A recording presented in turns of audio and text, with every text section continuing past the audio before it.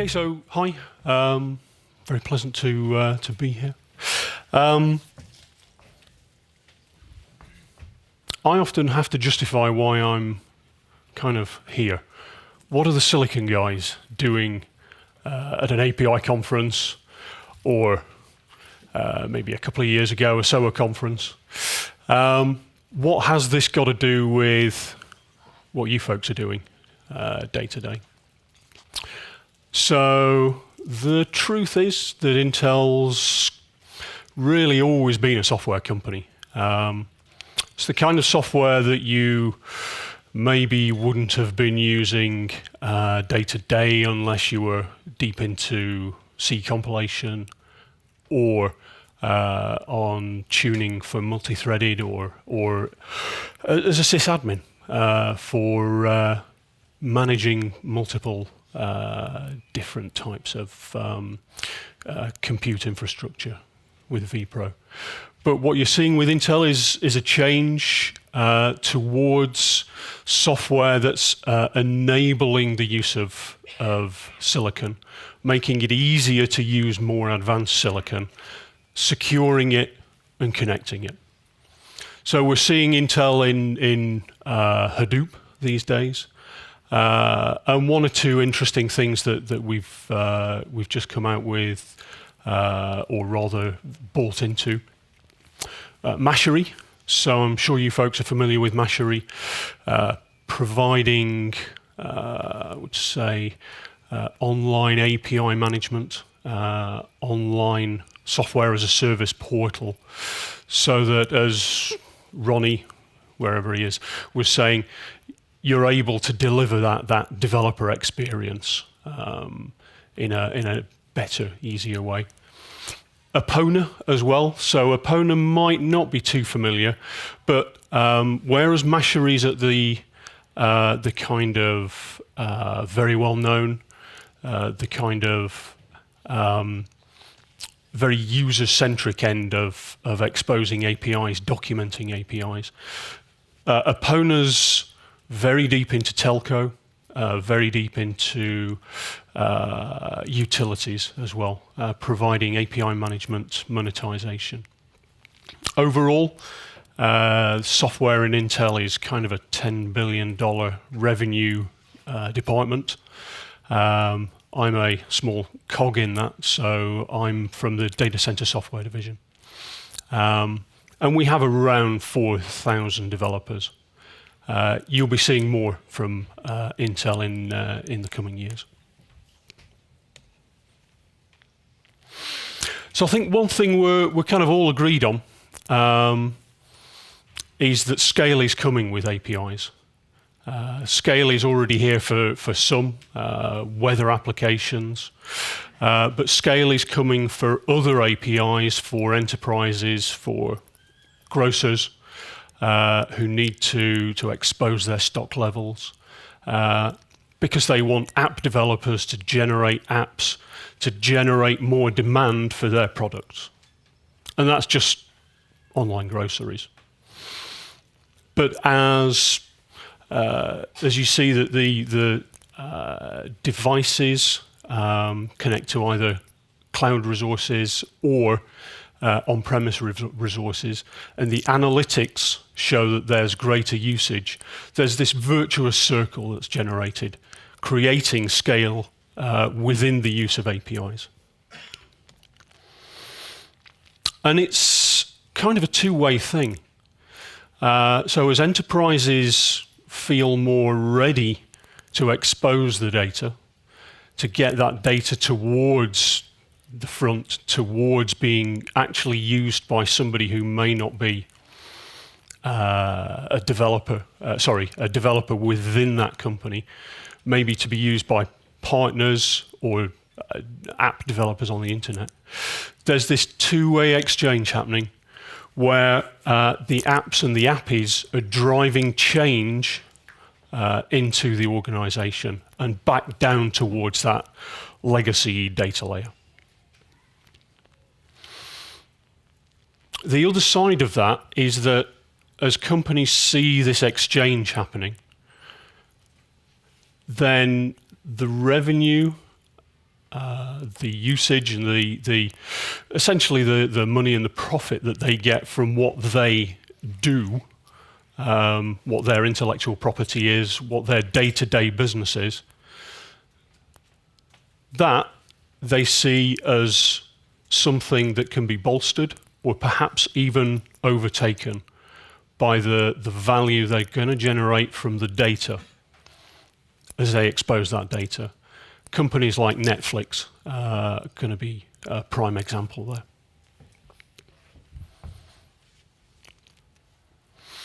So companies create different revenue models around how they have their APIs used, how they package their APIs. And essentially, each one of these choices is up to the company. Being a tech cog within Intel's software and services division, I don't get to play with money, so that's something that or the content here is something that a company or an enterprise can decide on themselves. What I care is, or what I care about, is that this multitude of different business models for exposing data and APIs creates the scale. So it is happening. And how are companies dealing with that scale? What they're doing is they're doing what's pragmatic, what's sensible, and also easiest to do. They're surfacing their existing legacy and data.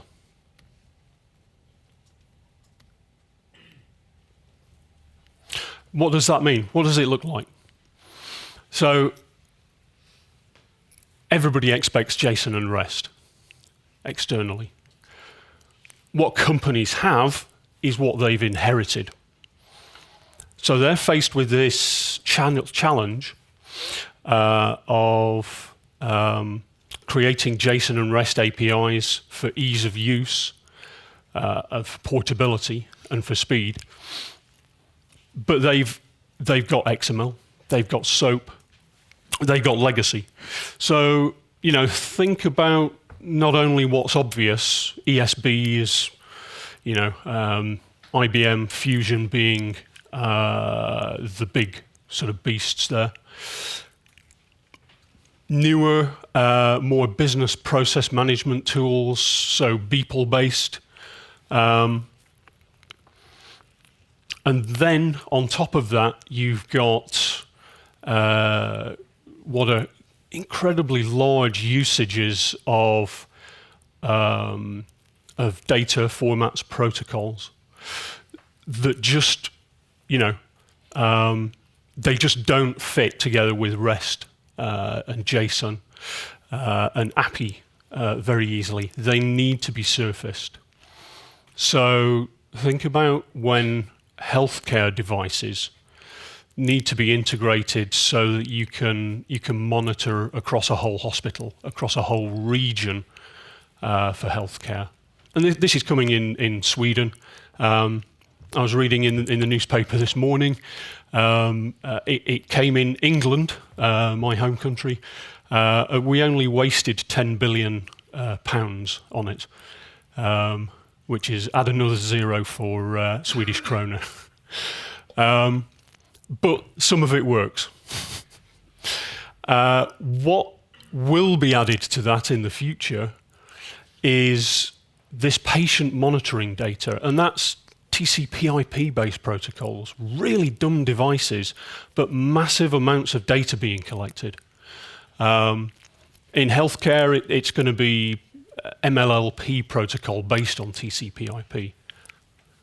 How do you get that at scale to REST JSON so it can be interacted with?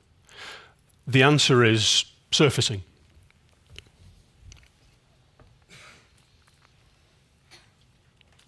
So a couple of fine Gartner statistics for you here. 75% of Fortune 1,000 companies. So whoever they are, not too bothered. What it actually means is that ICA, Pricks, Co-op, this is the way that they're going to be doing business now in Sweden, or Walmart in the US, or Tesco and Sainsbury's in the UK, as they see more value from their data than they have before, and put more resources into sharing that data.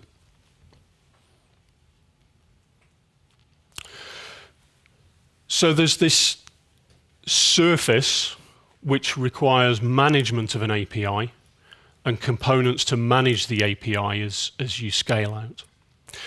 On the other side is this component called Portal. Portal advertises APIs. Portal documents and allows you to test APIs.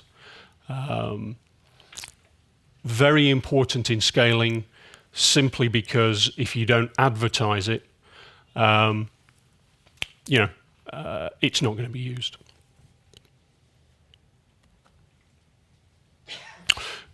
But there's a relatively large sort of problem, a relatively sort of big elephant in the room for enterprises. They've got this existing investment in what they've always done before.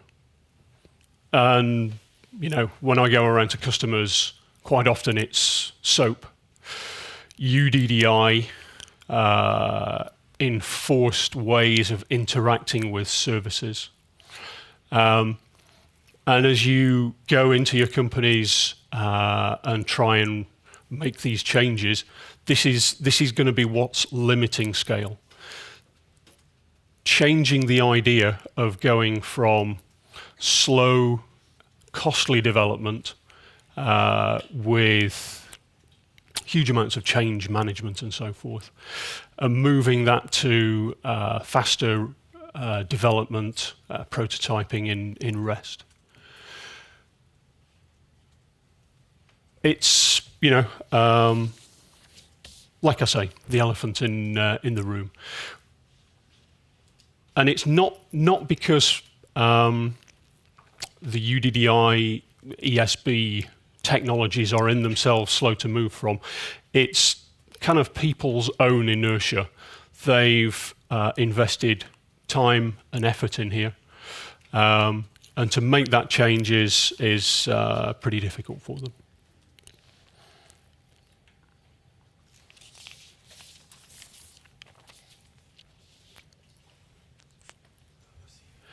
So as part of the solution to these kind of perceived difficulties, then, we return to this idea of surfacing.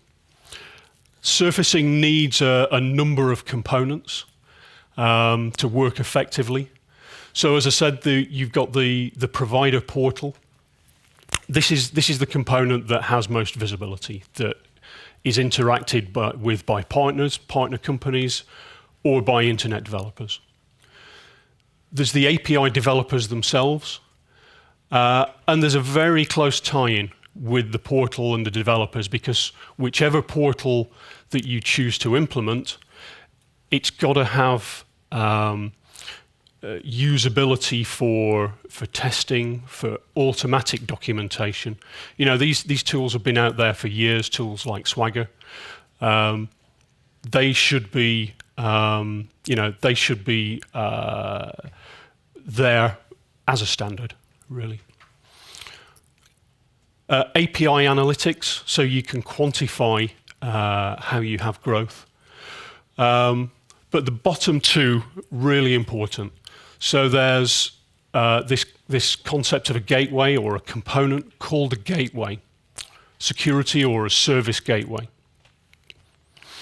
This is your device, this is your sort of element of freedom that allows you to surface APIs and manage and mediate to the back end, where you've got all of this legacy infrastructure and data that needs to be exposed. The portal engine, as separate from the portal itself, allows you to, as an enterprise, if you have different lines of business, if you have different partners, the portal engine provides that common core that a gateway can talk to, but it can support, like a Greek Hydra, multiple different portal implementations, multiple different sets of developer groups. Multi-tenancy, in other words. So this is actually how the architecture looks in creating scale. We've got company backend. As developers, you've got a choice of exposing, advertising, documenting your API in portals that could be either on-premise or as software as a service. It doesn't matter which. In some ways, it's better to have portal documentation and developer management out on the internet where it can be reached easily. What we do find is that a lot of companies still want to keep hold of their kit. They still think, and they're probably right, that developer identity is important. Therefore, they like to keep that in the DMZ. So they have their own identity management in the portal component. Portal, controlling who and what gets interacted with, talks to the gateway, which implements what gets interacted with. And the gateway is responsible for mediating security protocol, data format, so that you've got this layer of freedom between what you've had as a company and what you need to advertise out to and get used by external developers. On the development side, I'm going to be talking a little bit more about that tomorrow and how development interacts with Gateway.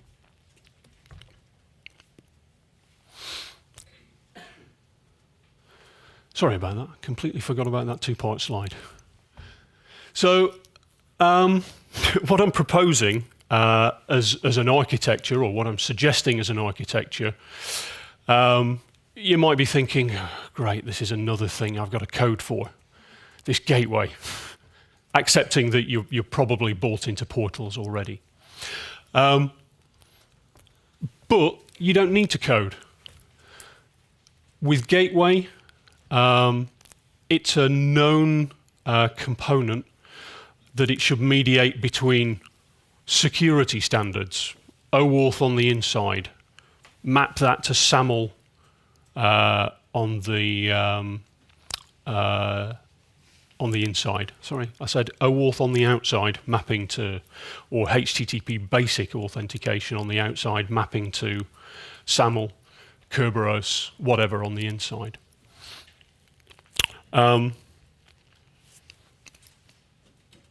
Again, absolutely no coding because these are standards.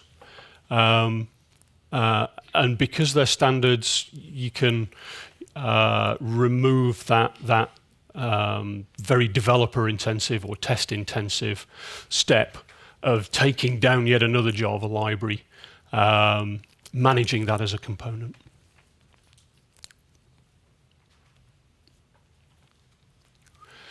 As well as policy, workflow, so that you can join policies together. Again, this is not something that you should be coding in a gateway component, because you want policies which are implemented with no code to be joined together with no code, to be configured. So workflow is configuration of how you expose, how you protect with content attack prevention, denial of service management. Don't forget, you're not going to scale API usage if you work for a company that somebody takes umbrage against and decides that they want some kind of content attack to degrade the service that company X is offering. And then behind your protection steps like authentication and authorize, quality of service, tools in the background so that you can make REST auto-magically turn into XML or COBOL copybook or something from before I was born, SNA. These are the things that gateways are capable of to go from mainframe or legacy, SQL database, JDBC, or from .NET and Java on ESBs to SOAP and REST.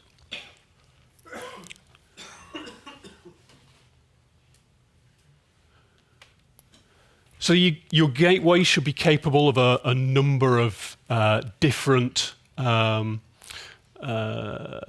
services, a number of different ways of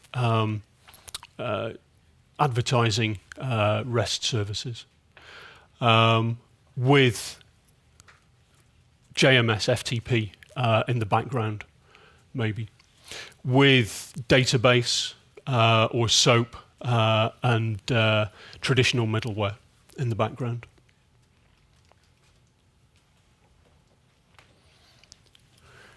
And very importantly, there's the question of security. Because as you scale out the usage of APIs, as you develop more quickly with gateways,